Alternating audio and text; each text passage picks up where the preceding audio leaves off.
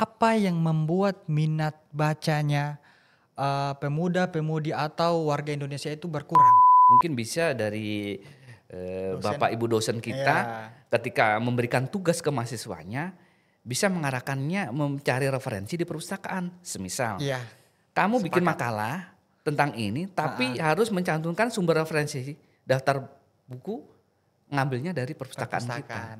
Nah, dengan seperti itu tentu kan minat kunjungan ke perpustakaan itu ada. Iya. Nah, jadi dari halaman web perpustakaan itu nanti di-link-kan klik repository, perpustakaan digital, katalog online. Oh, Nah, lengkap seperti itu. sekali Nah, berarti. ya mudah-mudahan nanti ke depan kampus kita bisa membuatkan perpustakaan yang lebih good looking ya istilahnya. Kalau sekarang bahasanya yang bisa instagramable gitu ya, sehingga menarik para anak-anak sekarang itu datang ke perpus ya. Soalnya kan nanti perpus pas kalau suasananya bagus sih bisa selfie apa gitu kayaknya. Sekarang kayaknya harus kayak seperti itu.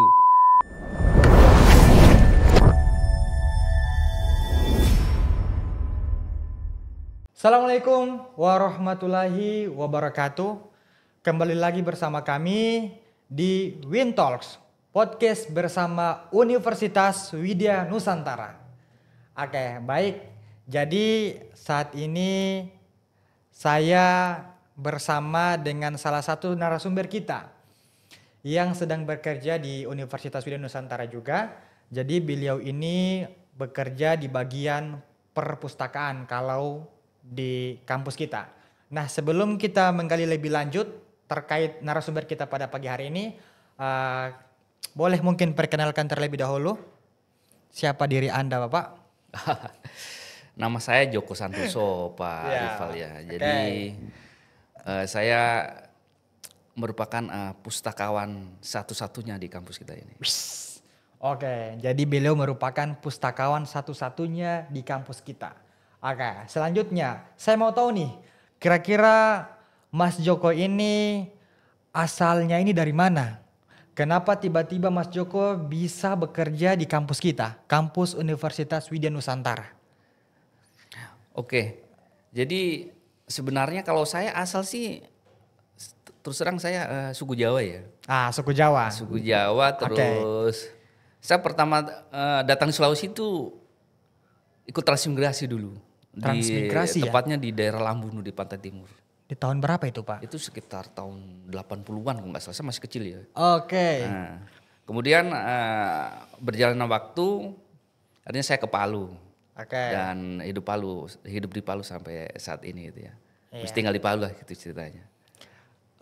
Oke, jadi Mas Joko tinggal di Palu ini mulai dari tahun berapa? Saya tinggal di Palu tahun 2000. Tahun 2000-an? Iya. Oke, baik. Kemudian setelah itu, setelah Mas Joko tinggal di Palu, sekitar tahun 2000-an ya? Oke. Sebelumnya kira-kira Mas Joko itu sebelum menjadi seorang pustakawan di Universitas Widya Nusantara ini, kira-kira Mas Joko itu kuliah di mana terlebih dahulu? Oh iya, saya untuk perpustakaan ini, jadi sewaktu itu saya coba mau kuliah di jurusan lain ya, di informatika dulu rencana sebenarnya di kuliah di situ ya. Teknik informatika. Teknik informatika. Di kampus apa itu, Pak? Rencananya ada di STIMIK di salah satu perguruan tinggi di Sulawesi Tengah. Cuma karena saya sambil kerja, jadi saya ambil kuliah yang bisa sambil kerja itu di Universitas Terbuka. Oh, di UT. UT yang kalau sekarang sebutnya UT. Dan konsentrasi untuk jurusannya saya tertarik ke ilmu perpustakaan. Karena pada saat saya mengambil jurusan itu banyak yang berpendapat bahwasannya SDM di dunia ini nih sedikit gitu. Oh iya, jadi alasannya Pak Joko ini mengambil ilmu perpustakaan ini karena SDM waktu itu di Sulawesi Tengah cukup sedikit, terbilang terbatas lah. Jadi karena keterbatasan SDM itulah sehingga kayaknya ada peluang nih di sini. Jadi Mas Joko mengambil jurusan ilmu perpustakaan. Oke, kira-kira tahun berapa itu Mas Joko? Itu sekitar saya itu ambil ilmu perpustakaan 2 kali. Yang pertama itu di kampus tersebut baru ada program diploma 2. Jadi pertama saya ambil program diploma 2 itu tahun 2009. 2009. Iya. Oke. Jadi saya masuk di kampus tersebut tahun 2009 ambil program Diploma 2. Kemudian setelah itu waktu itu program S1 kan belum ada. Iya. Sehingga tahun 2000 setelah 2 tahun saya lulus, 1 tahun saya break, kemudian tahun berikutnya itu ada dibuka S1-nya. S1-nya. Jadi tepatnya tahun 2013 itu saya masuk S1-nya. Kemudian saya tempuh 2 tahun juga. Sehingga tepatnya tahun 2015 saya lulus dari S1 Ilmu Perpustakaan. Kemudian setelah itu pada saat Pak Joko sementara mengambil kuliah di Universitas Terbuka, kira-kira saat itu Mas Joko sementara kuliah sambil kerja atau bagaimana? Iya, saya kuliah sambil kerja. Kuliah sambil kerja. Oke, kira-kira waktu itu bagaimana caranya Pak Joko membagi waktunya Pak Joko di soalnya kan Mas Joko kalau bisa dibilang kerja sibuk juga, kemudian tiba-tiba ada tugas dari kampus. Nah, kira-kira bagaimana caranya Pak Joko membagi waktunya Mas Joko? Ya kalau terkait pembagian waktu karena ini kan makanya saya pilih Universitas Terbuka karena di sana menjembatani para mahasiswa itu yang sudah bekerja. Itu Mas Rival. Jadinya saya bisa memanfaatkan waktu biasanya Sabtu Minggu untuk kuliah dan Senin sampai Jumat kerja. Kemudian sebelum Mas Joko maksudnya pada saat Mas Joko kan sementara perkuliahan kan, Mas Joko itu kerja di mana? Sebelumnya saya di kampus swasta, kampus negeri. Kampus negeri ya? Ya. Jadi saya sebagai tenaga kontrak di kampus negeri, tepatnya di Universitas Tadulako.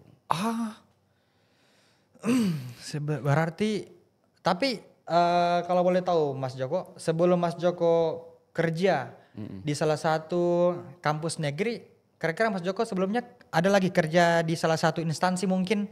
Oh iya, kalau sebelumnya sih saya pernah kerja di suatu perusahaan telekomunikasi seluler yaitu PT Telkomsel ya. Oh jadi sebelumnya ada kerja di sana sih. Kira-kira berapa tahun Mas Joko kuliah di sana? Kuliah maksudnya kerja di sana? Kerja di sana ya sekitar hampir 7 tahun. Luar biasa. Tapi sebagai tenaga kontrak. Tenaga kontrak. Iya. Kemudian setelah Mas Joko itu kerja di PT Telkomsel, setelah itu Mas Joko lanjut untuk bekerjanya di Universitas Widya Nusantara, Universitas Tadulako ya? Iya, Tadulako. Oke. Kira-kira di sana berapa lama juga Mas Joko kerjanya? Kalau di Tadulako itu saya tepatnya di Fakultas Hukum ya. Jadi saya di sana itu kontrak boleh dibilang sekitar 7 tahun juga. Kemudian 7 tahunan juga. Setelah itu baru saya pindah ke Poso, kemudian masuk bekerja sebagai pustakawan di kampus swasta di Kabupaten Poso. Ini kan Mas Joko kan sudah bekerja di beberapa instansi-instansi yang ada di Sulawesi Tengah atau tepatnya di Kota Palu lah. Kira-kira selama Mas Joko bekerja kayak di PT Telkomsel ataupun Mas Joko bekerja di salah satu universitas yang ada di Kota Palu, kira-kira pengalaman kerja apa yang Mas Joko sudah dapatkan? Oh, tentunya banyak ya. Banyak. Artinya dengan seringnya saya berpindah. Artinya berpindah pekerjaan ini bukan karena tidak nyaman di sana, tetapi saya lebih bagaimana saya mengembangkan karir saya atau pengetahuan saya gitu. Di samping juga proses kerjaan di sana sudah dihentikan, artinya sudah tidak diperpanjang, misalnya kayak di Telkomsel tidak diperpanjang, sehingga saya pindah di kerja di tempat lainnya. Jadi banyak pengalaman, terutama di Telkomsel ya. Di Telkomsel tuh banyak pengalaman yang saya dapat, terutama di dunia IT ya. Jadi banyak maksudnya pengalaman-pengalaman IT yang saya dapat dari sana ya. Terutama pada saat itu saya kerja di sana kan internet susah diakses Bang. Maksudnya iya, masih tahun berapa nih itu Pak? Itu tahun 2003 saya pertama kerja di Telkomsel. Tahun 2003. 2003 saya kerja di Telkomsel sampai tahun 2010. Sampai tahun 2009 tadi kan 9. 9 iya 9 atau 10 ya 7 tahun lah pokoknya ya. Iya. Jadi banyak yang saya dapat di sana, terutama masalah IT itu saya dapatnya dari sana karena di sana banyak relasi atau teman-teman yang jago di bidang itu, sehingganya karena pergaulan atau bergaul dengan teman-teman yang membidangi itu akhirnya kita ketularan gitu. Iya. Ketularan. Jadi makanya betul seperti yang Ustadz bilang ya selalu bergaulah sama orang-orang yang yang maksudnya yang positif, maka kita akan juga kecipratan atau ketularan positif. Iya. Kita bergaul sama orang yang negatif tentunya negatif juga yang kita dapatkan. Itu betul yang kata Ustadz bilang. Iya. Jadi dari situ saya tertarik di dunia IT. Tapi toh akhirnya saya kuliahnya di ilmu perpustakaan gitu. Karena saya kuliah di ilmu perpustakaan melihat dari sisi SDM yang kurang SDM-nya. itu. Jadi pandangan saya kalau SDM kurang tentu peluang kerjanya banyak. Karena kompetisi atau kompetitornya itu nggak ada. Jadi maksudnya peluang kerjanya banyak. Misalkan ada formasi dibuka perpustakaan, tentu kan hanya beberapa orang saja yang terima karena yang ambil prodi itu kan tidak seberapa gitu. Apalagi waktu itu kan kayak di zamannya Mas Joko itu kayak kalaupun mungkin ada lulusan dari ilmu pustakawan mungkin itu kita ambil dari luar Sulawesi Tengah ya. Nah, selalu pasti begitu ya. Makanya karena melihat ya peluang kerja yang besar akhirnya timbul kemauan yang besarnya Mas Joko untuk mengambil ilmu pustakawan ya. Ilmu pustakawan. Kemudian setelah itu saat Mas Joko kerja di universitas yang ada di Kota Palu ini, kira-kira pengalaman apa yang Mas Joko dapatkan kalau di jurusan, maksudnya di tempat kerja Universitas Tadulako? Ya sebelumnya gitu. Iya, sebelumnya lah. Ya banyak ya, artinya kalau pengalaman terkait ruang lingkup pekerjaan tentu itu menjadi pengalaman yang sangat berharga ya. Jadi seperti kayak bagaimana kita masuk di dunia kerja itu kan pertama jelas kita bagaimana menyesuaikan keilmuan kita dengan pekerjaan kita. Nah, itu juga sangat penting sehingga banyak kita dapatkan sih dari pengalaman-pengalaman itu seperti bagaimana kita manajemen suatu perpustakaan, bagaimana kita memberikan pelayanan yang baik para pemustaka, dan bagaimana kita mengelola sistem informasi perpustakaan. Itu tentu banyak sekali pengalaman yang kita dapatkan dari situ. Apalagi kita kalau terjun ke dunia itu sesuai dengan kompetensi yang kita miliki. Misalkan saya jurusan perpustakaan, kerjanya di perpustakaan. Tapi nanti akan berbeda ketika saya jurusan perpustakaan tapi kerjanya di bidang lain. Mungkin akan berbeda ya. Iya. Oke, kemudian saya mau tahu nih, kira-kira ini Mas Joko ini pada saat melanjutkan perkuliahannya itu pada saat sudah kerja di universitas tetangga atau bagaimana? Belum. Itu berarti Mas Joko masih kerja di PT Telkomsel ya? Jadi waktu diploma 2-nya saya itu waktu masih kerja di Telkomsel. Nah, setelah lulus dari sana, kemudian saya masuk di Tadulako. Nah, Tadulako 1 tahun di situ. Setelah 2012, lulus dari sana ya? 2013 saya lanjut S1-nya. Sementara di Tadulako. Oke, baik. Oke, selanjutnya kita masuk di dunia pustakawan nih. Nah, kira-kira selama Mas Joko kuliah, kira-kira apa yang Mas Joko pelajari saat kuliah di dunia perpustakaan? Iya, memang kalau dunia perpustakaan atau sarjana ilmu perpustakaan itu masih langka Bang ya. Langka sekali. Jadi mungkin banyak orang berpikir apa ini jurusan bagaimana ini kan ya. Ilmu perpustakaan ini seperti apa? Mungkin hanya mempelajari tentang menyusun-nyusun buku karena di perpustakaan kan identik dengan banyak buku-buku yang tersusun saja, hanya cara merapikan buku. Seperti itu sebenarnya banyak yang dia pelajari di ilmu perpustakaan ini ya. Jadi seperti bagaimana buku itu disusun berdasarkan dengan klasifikasi. Jadi seperti penyusunan atau pengerakan buku di rak-rak buku yang sudah disiapkan di perpustakaan itu di kelas atau diklasifikasi berdasarkan dengan subjek keilmuan yang ditentukan yang berstandar internasional. Jadi seperti standar klasifikasi untuk kita yang selama kita gunakan yaitu DDC, Decimal Classification. Nah, di samping itu kita juga belajar bagaimana memberi pelayanan yang baik kepada pemustaka. Itu dipelajari semua di sana ya? Iya, pelajari. Jadi mulai dari pelayanan pemustaka, bagaimana kita membangun suatu sistem informasi yang berbasis untuk kepentingan pemustaka dan pelayanan-pelayanan apa saja yang bisa disediakan di perpustakaan tersebut. Jadi perpustakaan ini bukan hanya untuk tempat membaca saja, tapi banyak tempat-tempat yang bisa kita gunakan di perpustakaan itu, misalkan tempat diskusi, mencari sumber referensi penelitian, dan tentunya membuka wawasan para pemustaka. Jadi ada banyak mahasiswa atau orang di luar sana itu yang saat ini udah nggak nggak terlalu tertarik ke perpustakaan ya. Karena mungkin berpandangan bahwa perpustakaan itu hanya tempatnya untuk buku-buku saja. Tempat membaca saja. Padahal sebenarnya banyak yang digali di situ. Misalkan kayak anak-anak yang sekarang menyelesaikan tugas skripsi atau mungkin tugas dari dosen. Bahwasanya kan tuntutan dari dosen, mana daftar pustaka. Nah, daftar pustaka ini tentunya dari sumber buku gitu kan. Tapi kalau daftar pustaka yang diambil dari internet itu kan sumber yang nggak terlalu yang perlu dipertanyakan. gitu kan, maksudnya sumbernya nggak pasti karena apalagi dia berupa link yang URL-nya misalkan blogspot.com apa gitu kan, itu kan nggak bisa dipercaya sumbernya. Tapi ketika dia ambil sumber referensi dari buku, jelas kan buku ini kan ada hak cipta, sehingganya kandungan keilmuannya akan lebih mudah diterima atau lebih dipercaya daripada yang sumber dari referensi dari internet. Terkecuali sumber referensi internet itu menggunakan URL link jurnal. Link nah, jurnal, itu dia lebih terpercaya seperti itu. Kalau itu kan sudah bisa dilihat kan hak ciptanya ada. Iya, betul. Oke, selanjutnya nih Mas. Nah, ini kan menjadi seorang pustakawan kayak tadi pasti identik dengan kita pasti selalu bersentuhan dengan yang namanya buku. Nah, sebelum Mas Joko ini turun di dunia pustakawan, apakah hobinya Mas Joko ini yang hobi membaca begitulah? Ya, betul sekali. Jadi masih ingat saya waktu masih SD dulu. Oh, jadi memang hobinya hobi membaca ini ya? Memang membaca ya. Memang waktu ambil jurusan ilmu prestasi nggak sempat kepikiran, maksudnya nggak ada sih cita-cita dari waktu kecil tuh mau jadi pustaka, nggak ada. Cuma memang waktu kalau masalah hobi memang hobi membaca saya dari dulu. Dari kecil dari SD itu saya paling suka mencari buku di perpustakaan sekolah gitu ya.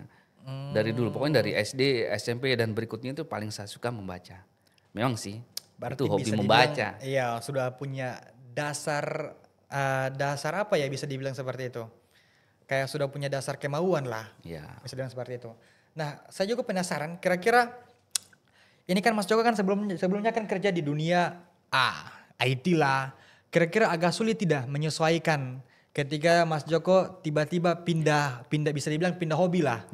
Dari yang tadinya mempelajari tentang IT atau bekerja di bidang IT, tiba-tiba sekarang bekerja di bagian pustakawan. Kira-kira ada kendala atau tidak? Atau justru normal-normal saja sebenarnya? Kalau kendala sih sebenarnya tidak ya. Artinya kan karena sebelumnya kan saya sudah ambil mata kuliah di itu toh. Jadinya setidaknya begitu implementasi di lapangan enggak terlalu kendala. Cuma bagusnya banyak, maksudnya di dunia perpustakaan ini ada sistem informasi yang memang base-nya harus membutuhkan kemampuan di bidang IT gitu. Jadi berguna sebenarnya. Iya, maksudnya berkenaan gitu loh jadinya. Sehingganya jadi ada yang saya pelajari di IT tentunya dapat juga di dunia perpustakaan ini gitu ternyata. Terutama kayak membangun sistem informasi perpustakaan itu ilmu itu jadi digunakan seperti itu sih. Jadi saya bisa katakan kalau Mas Joko ini punya sesuatu yang spesial di antara pustakawan-pustakawan yang lainnya. Seperti itu mungkin. Ya mungkin ya. Artinya memang sih artinya begini, Mas Rivaldi ya.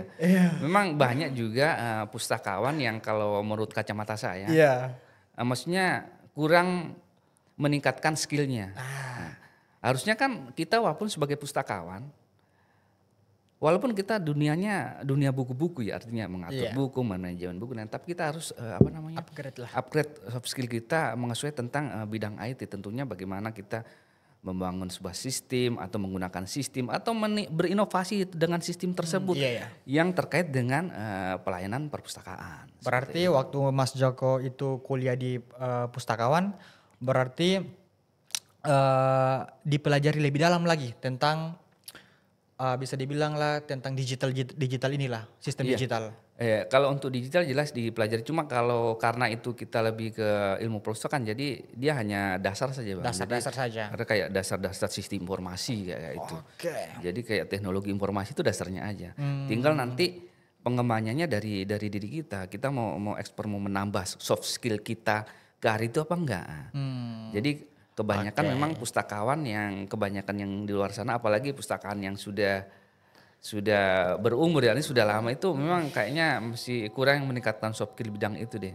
Yang jelas kerja itu aja. Tapi kalau saya sih selama kita ada kesempatan untuk meningkatkan apa namanya kemampuan kita dengan soft skill kita, jadi nggak ada salahnya. Jadi sampai sekarang pun saya tetap juga bagaimana belajar mau bikin ini.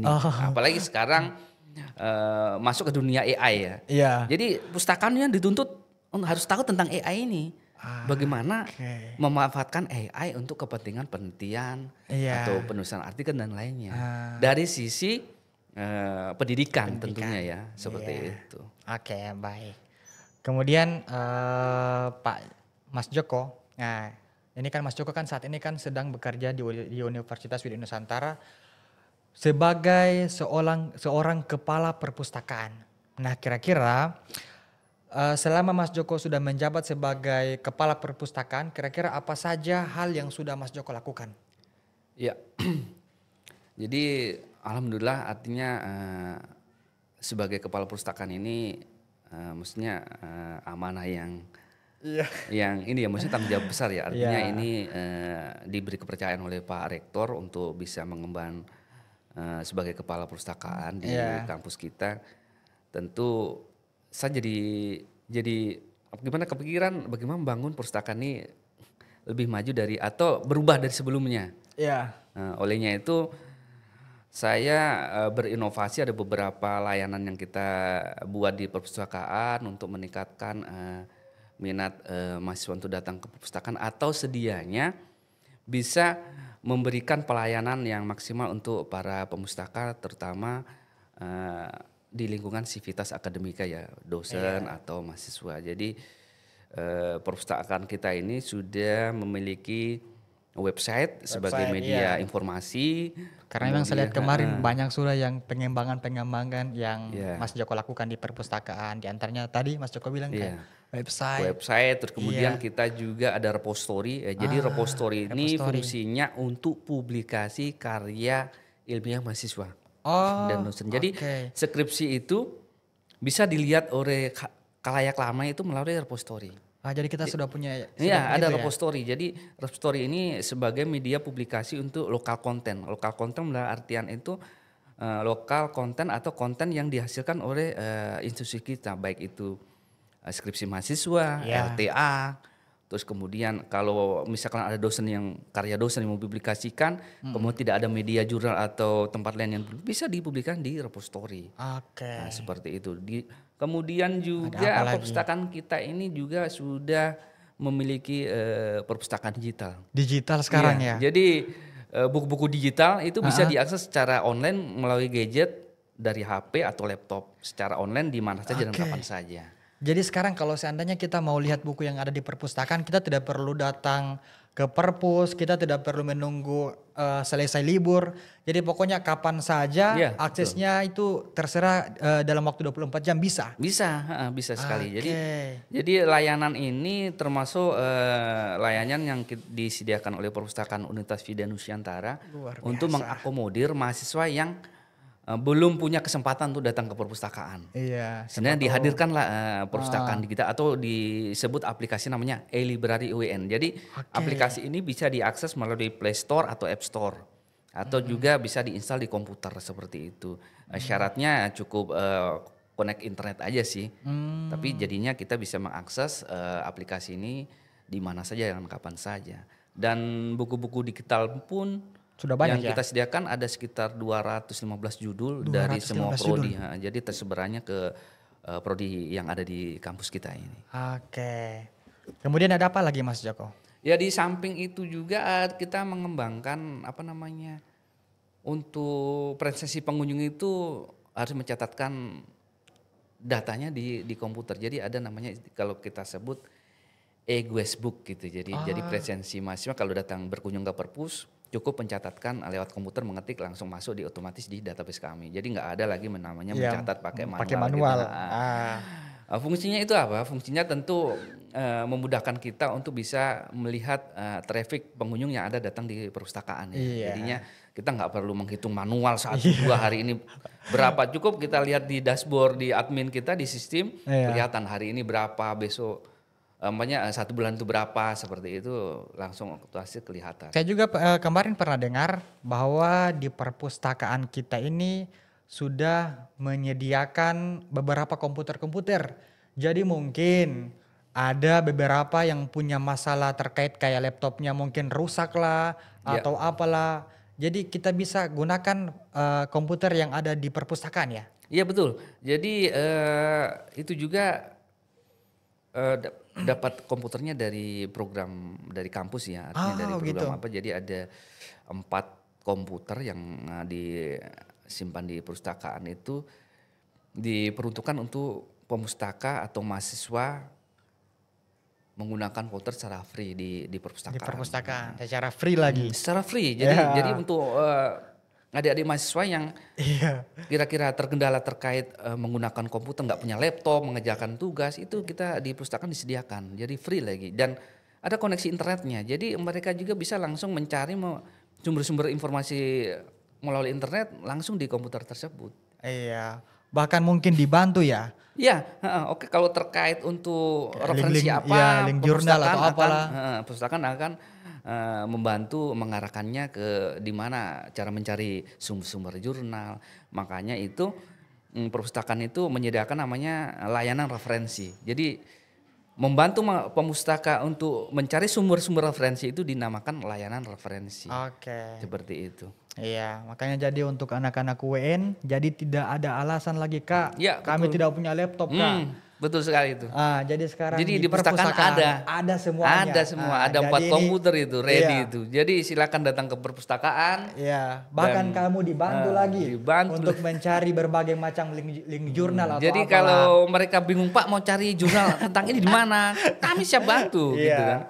Jadi cuma kan masalahnya mahasiswa ya nggak bertanya ya. Iya. Nah, makanya harus datang ke perpustakaan. Iya. Kebetulan Jangan ini lupa. Mas Joko ini orangnya cukup humble, Ya, jadi humble jangan dong. takut untuk bertanya sama beliau. Iya, jangan beliau. Nanti Ah. justru kalau nggak bertanya malah jadi Iya, tidak tahu. Jadi bingung sendiri. Nah, kira-kira seperti itu. Nah, selanjutnya Mas Joko. Kira-kira apa harapan Anda ke depannya untuk pengembangan perpustakaan kita ini di masa depan? Karena kita ketahui bersama bahwa kita akan dihadapkan lagi dengan dunia mungkin digitalisasi mungkin yang lebih meningkat lagi. Nah, kira-kira apa harapannya Mas Joko ke depannya? harapan ke depan tentu perpustakaan ini terus berkembang ya seiring Iya. dengan masih barunya kampus kita dari Stikes menjadi universitas. Iya, masih baru. Sehingganya kita terus melakukan pengembangan serta peningkatan mutu dan layanan perpustakaan. Terutama juga mudah-mudahan juga Pak Rektor juga bisa menyediakan gedung sendiri khusus perpustakaan. Wah, luar biasa. Yang mengakomodir Iya. kepentingan sivitas akademika baik mahasiswa dan dosen. Mungkin bisa di situ mungkin ada nanti ruang diskusi khusus, Iya. ruang bioskop untuk menonton sumber-sumber media visual misalkan seperti itu dan tentunya sumber-sumber belajar yang lainnya gitu kan. Kemudian untuk terkait ke depan yang kita akan ke depan ini mengacu ke perpustakaan yang berbasis digital. Jadi Digitalisasi. digitali perpustakaan itu memang sangat perlu. Olehnya itu perpustakaan dalam penyerahan lokal konten baik LTA, skripsi dan lainnya itu kita merujuk harus dalam bentuk soft copy. Oh, Sehingganya apa? Supaya juga skripsi yang fisik Itulah. gitu kan kayaknya Dan numpuk. memakan ruang Iya. waktu ya. Tapi kalau sudah dalam bentuk digital itu kan mengaksesnya enak dari mana Enak. saja, kapan saja, Iya. sehingganya memudahkan pemustaka untuk bisa mengaksesnya seperti itu Iya. sih.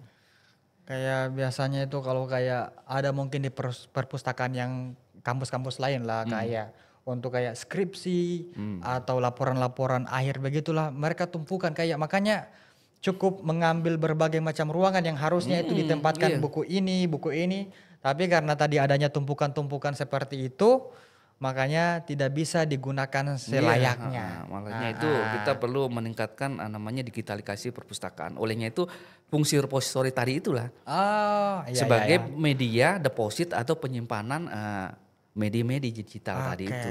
Dan semua itu sekarang sudah berjalan ya? Sudah, jadi sudah online semuanya, bisa diakses di halaman web perpustakaan. Semuanya ada di sana. Jadi dari halaman web perpustakaan itu nanti dilingkan klik repository, perpustakaan digital, katalog online. Oh, Nah, lengkap seperti- sekali nah, berarti. ya, seperti itu. Jadi kita sudah buat bersih itu untuk memudahkan pemustaka atau pengunjung untuk mengakses layanan informasi yang diberikan perpustakaan. Oke, baik. Kemudian selanjutnya Mas Joko, kira-kira apakah yang Anda lakukan dalam mensosialisasikan tentang program-program perpustakaan yang sudah Mas Joko buat ini?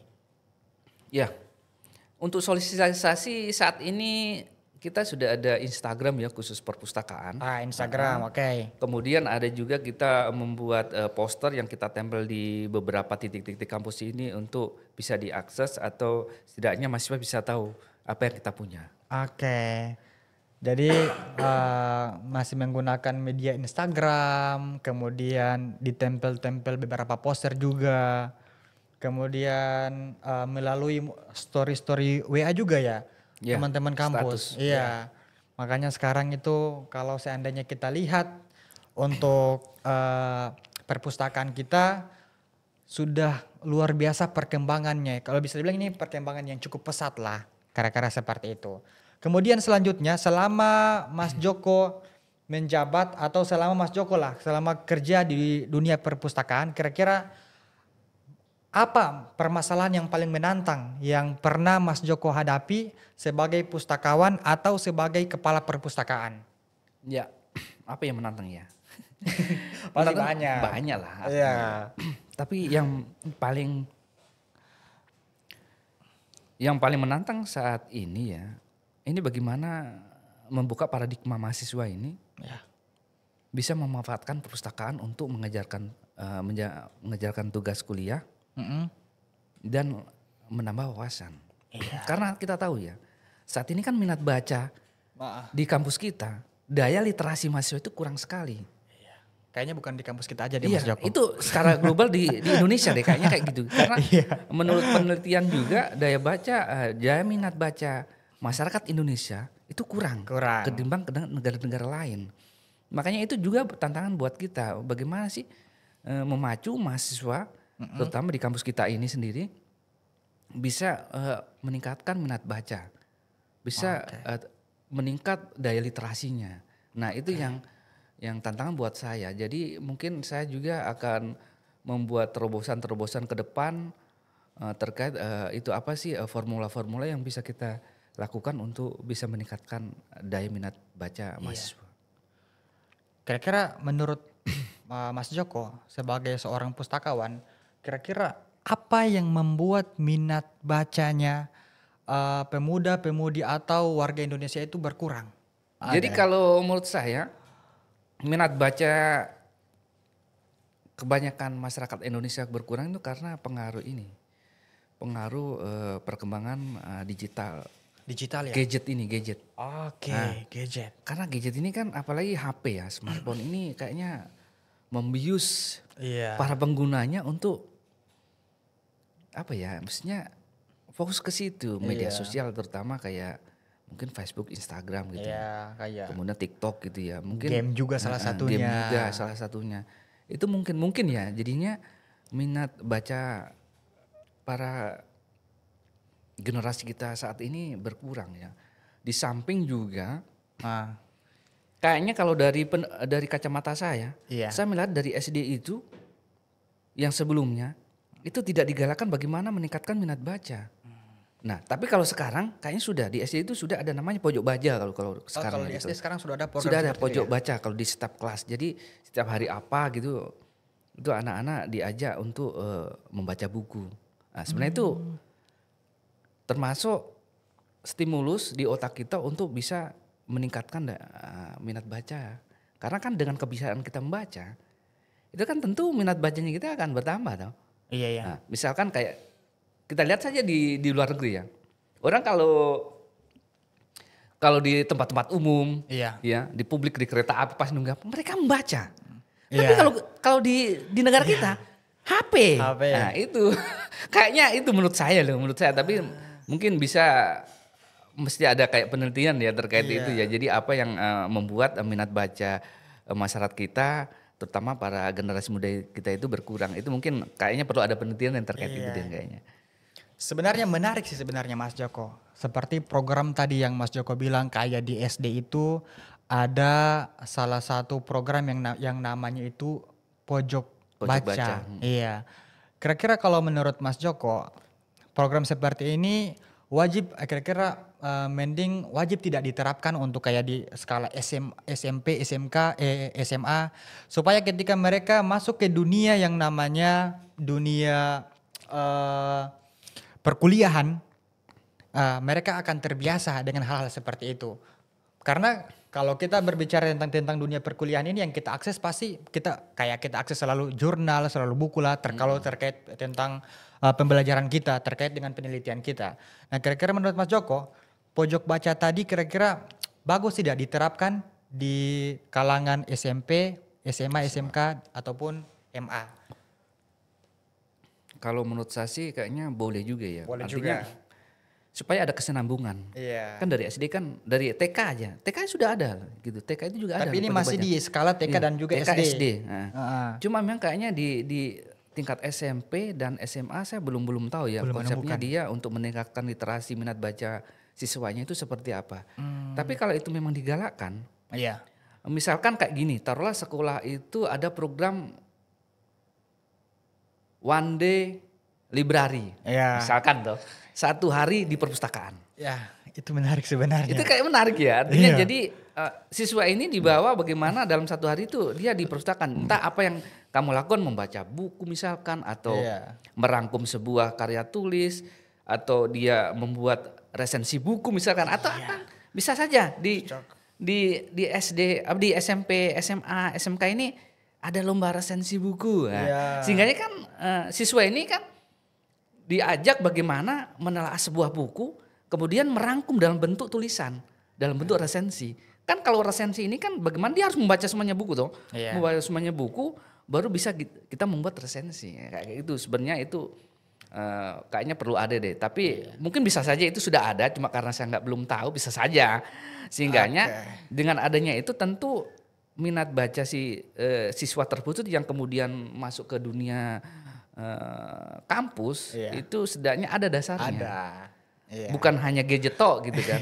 Gitu kan. Jadi perlu ada itu sehingganya karena kan kalau kita lihat sekarang ini ya bisa dilihat lah mahasiswa sekarang itu lebih suka handphone aja sih daripada nanti mereka ke perpustakaan itu nanti pas kerja tugas. Kerja tugas saja. Dan kebanyakan saat ini ya Heeh. kalau boleh jujur yang berkunjung perpustakaan rata-rata nanti yang tingkat akhir. Yang sudah mau skripsi baru banyak ke perpustakaan. Tapi kalau yang tingkat-tingkat awal nggak ada. Nggak ada ya.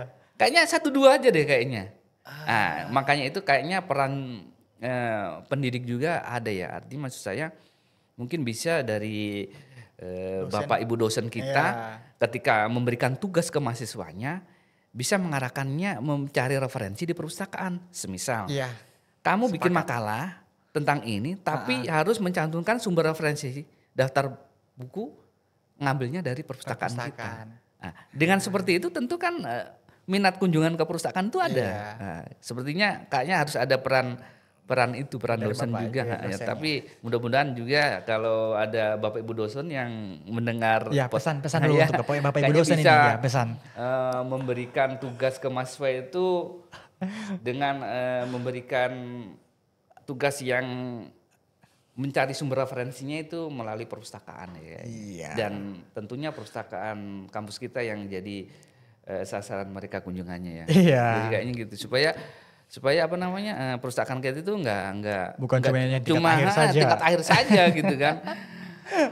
Tapi ya di samping itu juga mungkin juga mahasiswa juga melihatnya karena perpustakaan kita masih belum seberapa besarnya itu juga kayaknya punya alasan tersendiri ya. Mungkin kurang menarik misalkan ya. Ya mudah-mudahan nanti ke depan kampus kita bisa membuatkan perpustakaan yang lebih good looking ya istilahnya. Kalau sekarang bahasanya yang bisa instagramable gitu ya sehingganya menarik para anak-anak sekarang itu datang ke perpus ya. Soalnya kan nanti perpus pas kalau suasananya bagus sih bisa selfie apa gitu kayaknya. Sekarang kayaknya harus kayak seperti itu yang harus kita lakukan kayaknya seperti itu. Ya, kayaknya nanti mungkin ke depannya semoga saja. Iya, semoga saja. Bisa seperti itu. Iya. Nah, supaya biasa kalau kayak mahasiswa biasa kayak sementara story, di mana nih di perpustakaan. Perpustakaan. Itu kan dari keren.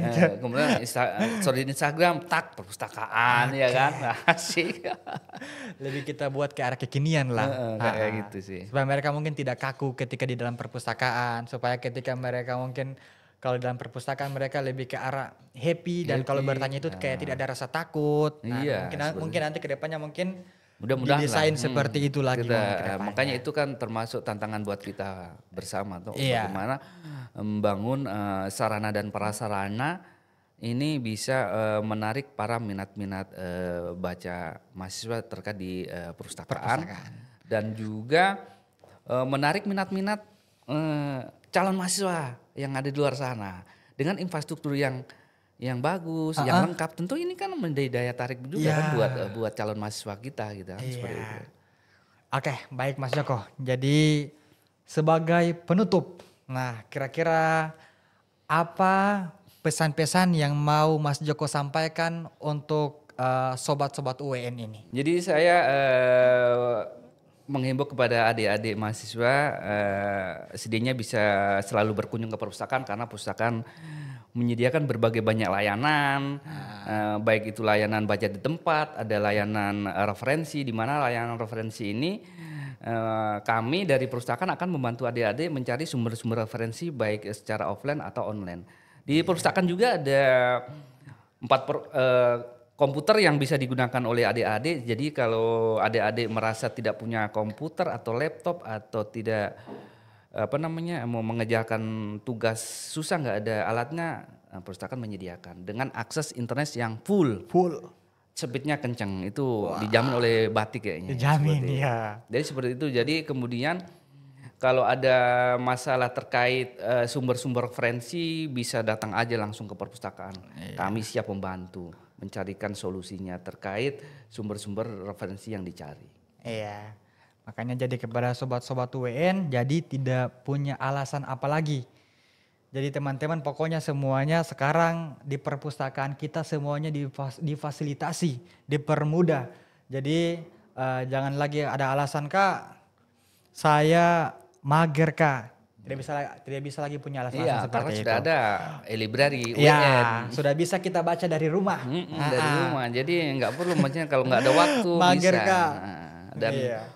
Dan di fitur e-library UN ini banyak kok fiturnya. Ada yang text to fitur-fitur. speak. Jadi misalkan kita mau nggak malas baca mau denger aja nih. Bisa. Jadi lembaran itu langsung di text to speak aktifkan jadi kayak dibacakan gitu. Nah, luar biasa sekarang fitur-fiturnya Fiturnya gitu. bagus. Jadi kayaknya adik-adik mahasiswa wajib mencobanya e-library UN. Karena kita sudah siapkan untuk keperluan dan kepentingan mahasiswa di kampus ini. Oke, jadi mungkin sekian saja untuk podcast kita pada pagi hari ini. Harapan kedepannya kepada teman-teman semua agar lebih banyak lagi berkunjung ke perpustakaan Universitas Widya Nusantara. Nanti teman-teman itu akan selalu didampingi oleh narasumber kita yaitu Mas Joko Santoso. Oke, sekian dari kami. Billahi taufiq wal hidayah. Wassalamualaikum warahmatullahi wabarakatuh. Warahmatullahi wabarakatuh.